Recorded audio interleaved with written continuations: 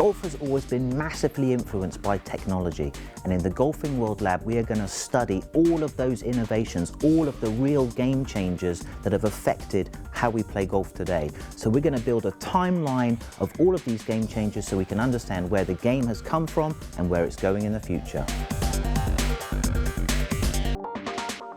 Golf teachers have always been led by technology. You know, first of all, the video camera was a huge step forward, and now we're lucky enough to have Mark Bull with us here today, who's an expert, a sort of golf biomechanist, and who's going to help us to see how we use all of these different biomechanical devices and also force plates to study the golf swing. So Mark, welcome. Thank you, Simon. Where did this technology come from?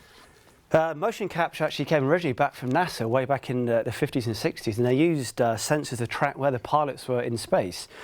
So then, like most of these things, it filters into the sort of common domain where sensors then got used in sports biomechanics to understand how humans moved, how they functioned, to the point where now it's actually used in a similar way into how they make games consoles, or how they make things like Tiger Woods Golf or sort of games where they use something very similar to this to actually make the animations to which then people go and play games consoles. So it's golf junkies like us, they were in a sort of continual search of improvement. Why don't you strap me up Absolutely. here as we go here? So, you know, there for me, Simon. Thank you. You know, human beings have been walking for about 4 million years. And sort of the forefathers of this were Galileo, Isaac Newton, Leonardo da Vinci. Borelli in the 1600s wrote about the first study of walking, but in the late 19th century, race walking became a huge sport. A nobleman would place bets to see who had the fastest foot soldiers. And it moved away from betting and into real competition. And in the 1908 Olympic Games in London, race walking became a part of that sport. And obviously with competition, efficiency, injury prevention was really where the study of human movement was created. Now, Jules Aumar in France made the first motion analysis plates, and what he did was he did it for rehabilitated soldiers after World War I. The next movement ahead was in America, University of California. Cunningham and Brown made a huge step forward in the first real mechanical force plates where they collected huge amounts of data. Now, computers have made this a much finer art. We can create huge amounts of data from each single swing, and in the search of that perfect golf swing, this is a vital piece of kit. So it is a game changer. Now, Mark, what have we got here? So, Simon, you're wearing three small sensors on the body currently. One, as you'll see, which I'm placing on the shaft here. One is on the back of the pelvis, and one sits just beneath or just between the shoulder blades behind you.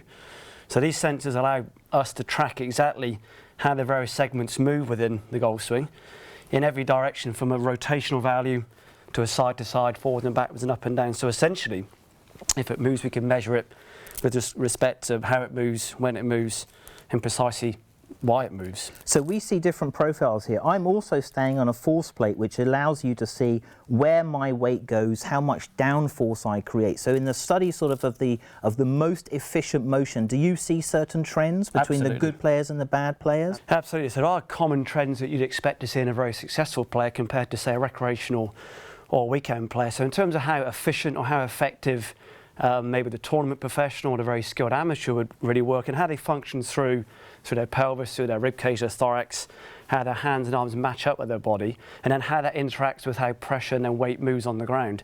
And then vice versa, how when you'll see very common dysfunctional patterns in terms of really how maybe the less skilled player would operate, and then how that relates to how weight moves, how pressure moves. So there's a lot of correlations between successful players and good body function, good players in very good weight or pressure movements, and vice versa. You know, guys that maybe don't move in the way that perhaps is most efficient or effective for them. How we can then see that or measure that with, as you say, force plate technology, or in this case, motion capture as well. So we've been able to see sort of from the video camera what happens from the outside. Now with this technology, we can see not only happens between the different parts of my body, but also where my weight goes. So Mark, I'm going to make a few swings here, Yes. and then you can talk me through sort of what you can see and the strengths and weaknesses of my motion. Sounds good.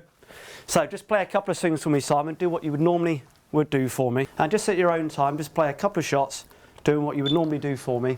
Right, let me see if I can remember. That's great, Simon. One more? One more will be wonderful. Thanks. Wonderful. Thanks, Simon. So in our study of where knowledge comes from in the golf swing, we can see now big science from NASA, how I move my body and where my weight goes. And the next part of this, we're going to see what data was created and how that will help me to make a better golf swing.